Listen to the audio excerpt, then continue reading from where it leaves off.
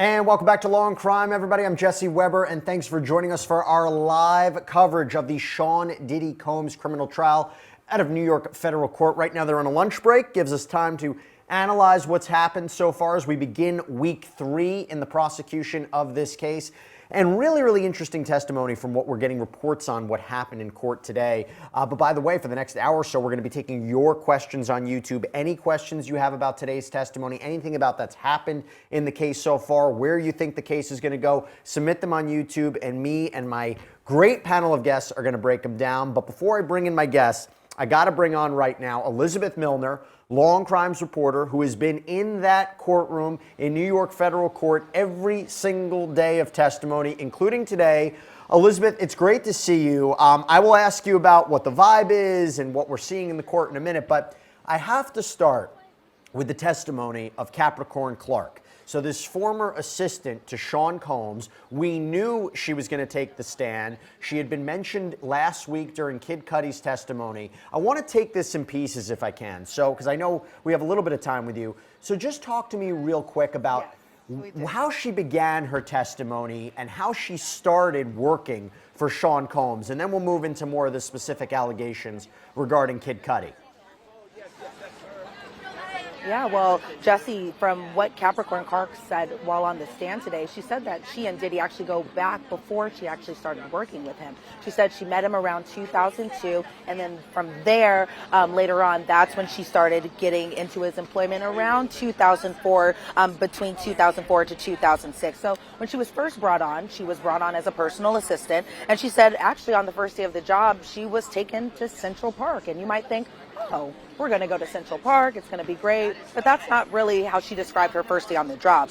She said she went there with Sean Combs, Diddy, and she also went there with Paul Alford. Now, who is Paul Alford? He's actually the security guard that we've known about for a number of testimony, right? But she's actually talking about Uncle Paulie. And so she said that she was brought to Central Park with them. And then she kind of gets into why they would go to Central Park. And it was essentially to threaten Capricorn Clark. Why? Because she actually used to work with Death Row. And who was the CEO of Death Row? That is Suge Knight, one of Diddy's many arch nemesis. And so she said that she described her previous relationship with Suge Knight as he is actually the father of her best friend's children. So she does not have a personal, intimate relationship with Suge Knight necessarily, but she just knows of him and knows him a little bit closer, mainly because of her best friend, and that he is the father of her best friend's children. And so when she was taken to Central Park around this time, this being in 2004, she said that Diddy told her he'd kill her if she had anything to do with Suge Knight. Then there was an objection raised in court. The defense obviously objecting to that statement, but the government continued to ask her about this alleged threat, and she being Capricorn Clark had explained that Diddy was relatively calm while delaying this kind of message to her. She said that during this kind of meetup at Central Park, or during this meeting, that Uncle Paulie said nothing. He was calm as well too. He was a little stoic from her description of it. And she said, as far as the response to the threat goes, she says, well, we'll just have to see. But Capricorn said while she was on the stand that she should have just been more transparent about her relationship with Suge Knight, and that's when we start getting into the exhibit photos of just some of the security guards that we've seen a number of times through these exhibits. So we were shown a photo of D-Rock, who Capricorn Clark explained was a good friend of Biggie Smalls. D-Rock actually came on board after Capricorn Clark. Then we're showing an exhibit photo of Ruben, who's actually D-Rock's little brother, and she explained that that Ruben came after Capricorn Clark, and so did she said that Ruben came after Capricorn Clark, same as D-Rock. And then as far as Roger Bonds, we already saw an exhibit photo of him, but we saw that again today. And she explained that Roger Bonds started around the time that Capricorn Clark did. So this was around that 2004 time frame. And then slowly we start to get into the guns. And Capricorn had said that she had observed Diddy with a gun while she was being kidnapped. And obviously we're going to divulge and take that piece by piece in just a little bit. But the government asked her, that Diddy has discussed having a gun before, because there was this whole, press thing, an interview that Diddy had done with 50 Cent, and we all know Diddy's relationship with 50 Cent is not the best. And so I guess Puff, or who she refers to as Puff, said that Chris Lighty, who was Diddy's manager around that time, said that Diddy said, I don't like the back and forth, I like guns. And Puff, or Diddy, or Sean Combs, as we're calling him, was actually talking about 50 Cent during that exchange. So that was automatically the start of the testimony, right, already going off with a little bit of fireworks after kind of going into how she came to work with Diddy. Yeah, look, when you're dealing with a racketeering case, we've said it before, we'll say it again, having the assistants, the bodyguard, the security, the people that were in that inner circle is imperative, because you're trying to understand the inner workings of this criminal enterprise or this organization. But also, you know, Diddy is ultimately charged in a racketeering conspiracy case alone. There's no other defendants. So you wonder, who did he allegedly do all of these things with? Who did he engage in this pattern of criminal activity with? But the reason she is also important is because I believe she is being used to help prove some of the underlying crimes for racketeering. When you're talking about racketeering conspiracy, the prosecution needs to prove at least 2 underlying crimes. So there's sex trafficking, there's arson, there's kidnapping, there's bribery. But more specifically, what did she say regarding kidnapping? And what did she say, I believe, that may help support the forced labor allegation? Again, really, really important for racketeering. What did Capricorn Clark have to say today?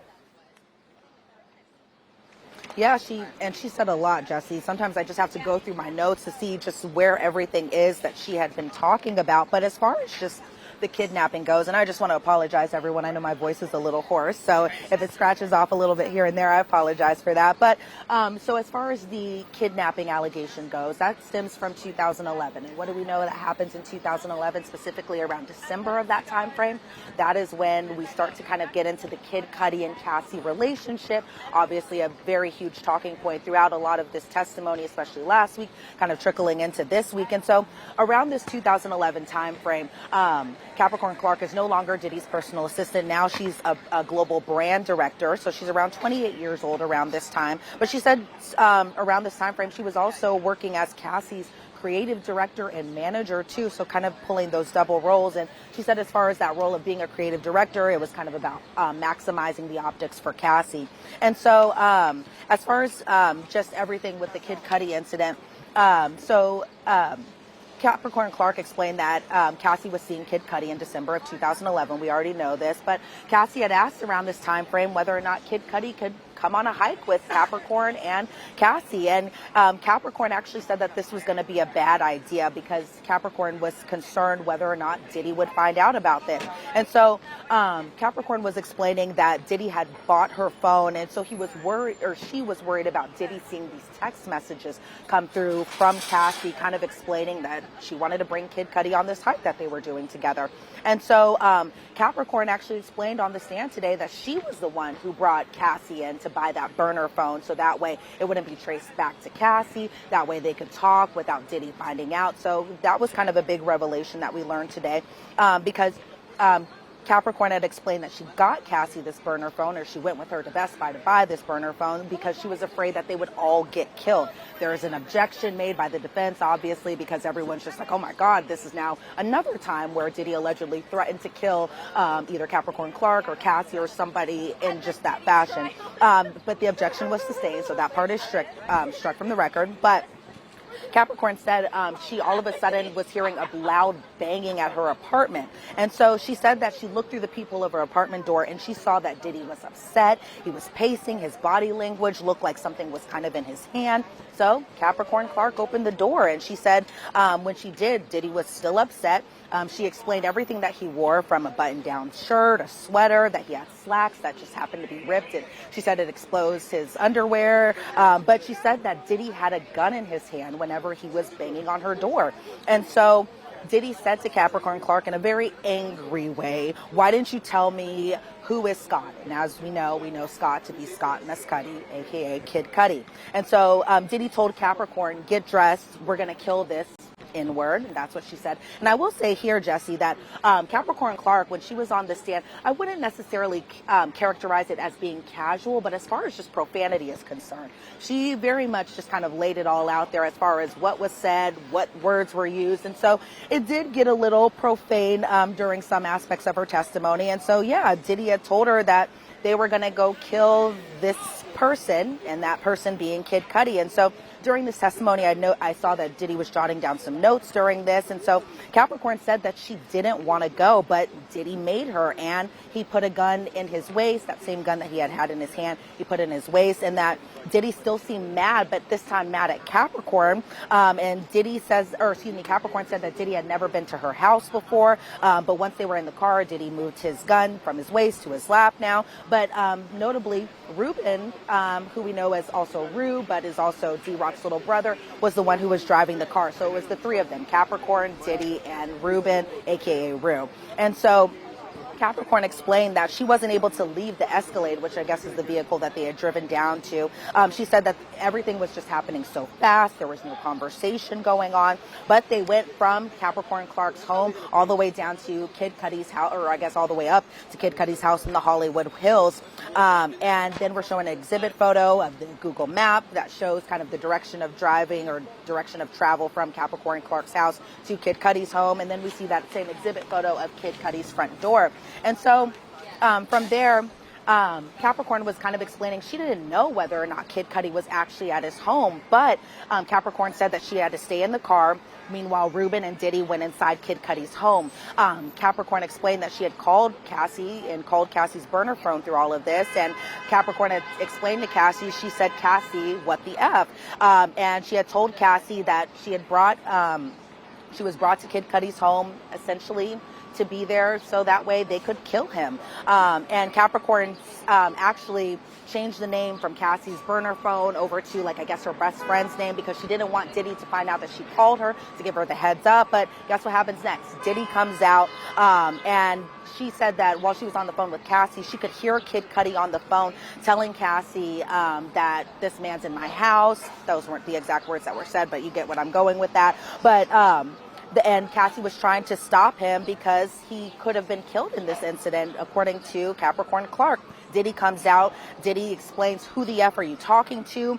Diddy called that same number back, found out that that's Cassie's burner phone, then got livid knowing Cassie even had this extra phone. And so Capricorn said that Kid Cudi later pulled up to his home. He sped off later, though, and then D-Rock, Capricorn, and Rue all followed him in the same car, chased him until they essentially lost him. But then the police responded, and that's when Kid Cudi, I guess, returns back to his home. And it's interesting because I don't recall under direct or even cross-examination that Kid Cudi explaining that he actually drove to the home before the police arrived. But according to Capricorn Clark, that's what she kind of said happened. But she surprisingly said that Diddy was relatively calm when he saw the police sirens going over to Kid Cudi's home, but that afterwards, Capricorn, Diddy, and Ruben all went to the Key Club, and Diddy told Capricorn to essentially call Cassie and tell her to come over here. And Cassie said, "Okay, well, come get me." So Diddy told Cassie to tell Kid Cudi not to tell the police that Diddy was the one allegedly behind it and not to make a police report about the incident. The Capricorn told Kid Cudi as well, too, not to file this police report, and that Kid Cudi was essentially mind blown. There was another objection. That objection was sustained, so maybe the mind blown won't be in the transcript. But after this event happened, and after this, because this was just them going into the home, that Capricorn and Cassie went over to Diddy's house, and Diddy began physically assaulting and being physically violent with Cassie. Capricorn explained that he kept kicking her and he never used his hands. Cassie was crouched into this fetal position. Elizabeth, let me jump in because it's so loud right now. I know we got the sirens going on. This is the beauty of a live shot right outside the federal courthouse. But look, just from my point of view, look, this is really, really important testimony because it helps establish this alleged kidnapping. It helps to back up what Kid Cudi had testified to. It helps to describe and back up and corroborate with what Cassandra Ventura had testified to. All this idea that the jury has to believe that Sean Combs was essentially a mob boss, that he was running this criminal organization and had people engaging in this kind of behavior. And I'll pick it up back to you because the sound stopped. But, also real quick, she talked about her work. And she talked about being forced. I mean, if we're talking about forced labor, it wasn't just the hours. I mean, she talked about the hours she had to work as well, but also the kind of circumstances of her job too, right? She did, and as I'm trying to go through my notes, everyone, that's also the beauty of the live shot, is writing or finding your place where you'd wrote down everything, because you write down so many notes, I should say. But yeah, as far as just the overworking that she did, she said on a good night she got 4 hours of sleep, and then on a bad night she got 2 hours of sleep. I personally think 4 hours of sleep is kind of a bad night, but according to her, that was just pretty typical. She said that she even got stress-induced alopecia from working with Diddy. She even had to go to a doctor. She said that around that time frame she was making about $65,000 as her salary as a personal assistant. But the thing is, Jesse, she went to HR, and HR calculated Capricorn's overtime, and she said that she had enough overtime that was owed to her, totaling about $80,000 of overtime. That's a lot of money. But what did Diddy do whenever he was shown kind of this paper receipt and kind of this document that showed that she was owed $80,000 in overtime? Diddy allegedly ripped up this paper. That's what Capricorn Clark said while she was on the stand. But like a lot of the other assistants that have testified so far, including, David James and George Kaplan as well, that Capricorn Clark's one of her many duties was to set up hotel rooms. And even just thinking about this time frame, right, Jesse, it's from 2004 to 2006. So this was before the Cassie relationship, that she was still required to set up these hotels. She said that she would unpack a camera box. This camera box had a camera, lube, baby oil in it. She said that she had to unpack Diddy's clothes, his shoes, a toiletry bag, which a toiletry bag was that Louis Vuitton bag that allegedly had drugs inside of it. She said there were drugs like ecstasy inside this bag. Kind of still the same old tricks, it seems like, too, from just booking these hotel stays, that if it was one of Diddy's girlfriends, because again, this was before Cassie Ventura, that the name for the girlfriend would be Jackie Starr, a same alias that was used by Cassie. She had explained that as far as the names for the hotel reservations for Diddy specifically, she said that those could be either Frank Black, they could be Frank White. She even said that during some of these hotel stays that he being Diddy would stay at the hotel with Kim Porter, and this would be something that would happen at least once a week. But there were other girlfriends who would stay at the hotel too. And then even in the aftermath of everything, Jesse, it's kind of that same old thing where she would pack up all of his stuff and clean up after him. And what was kind of on the walls and kind of the stickier stuff that's found inside these hotel rooms, it was baby oil. So it was interesting kind of hearing that even before the Cassie Ventura relationship goes, that Capricorn Clark was essentially doing the same type of responsibilities that other assistants did while Diddy was with Cassie, and even after the fact. Right. Well, listen, we have a lot to break down with her testimony and what to make of it. But Elizabeth Millner, thank you so much for the in-depth report. It feels like I'm, reading the transcript. That's how detailed and thorough your reporting is on this. I know you have to jump back into the courtroom, but Elizabeth, thank you so much. Thanks, Jesse.